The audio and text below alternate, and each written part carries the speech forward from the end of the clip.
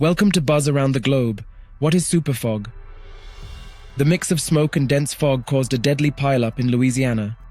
The National Weather Service in America called it superfog, a combination of thick smoke from fires in marshy wetlands of South Louisiana and the fog that often hangs thick in the air on cool, windless mornings.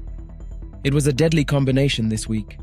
Smoke spreading through the region from a marsh fire east of New Orleans, combined with thick fog and reduced visibility on highways to near nothing. It caused a series of horrific crashes that turned a section of Interstate 55 near New Orleans into a virtual junkyard of mangled and charred vehicles. Officials said 158 vehicles were involved.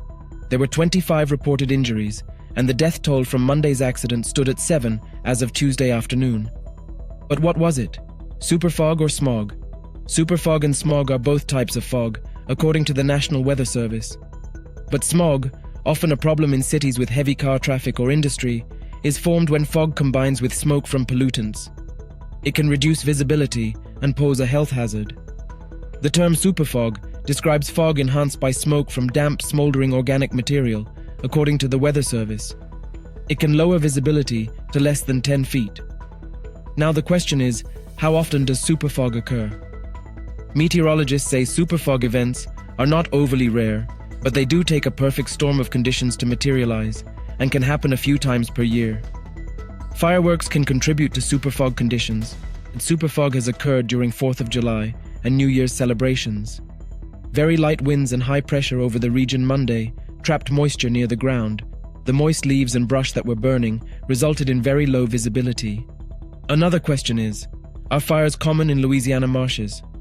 They may be considered wetlands, but marshes can dry out, particularly when the state is suffering through a drought that has contributed to wildfires in marshes and timberland. When the dry grass ignites, it burns not only the grass on top, it burns through the crust and the peat layer underneath. Such fires occur every year in South Louisiana. They can be caused by lightning strikes or people, hunters seeking to flush game, wildlife officials doing controlled burns to promote new growth, or sometimes arsonists. The fires are usually in remote, hard-to-access areas, making it difficult to fight them when they get out of control.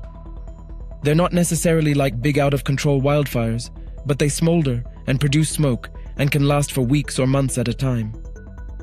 It's one of those phenomena that, with climate change, we might see it more often. The superfog cleared by Monday evening.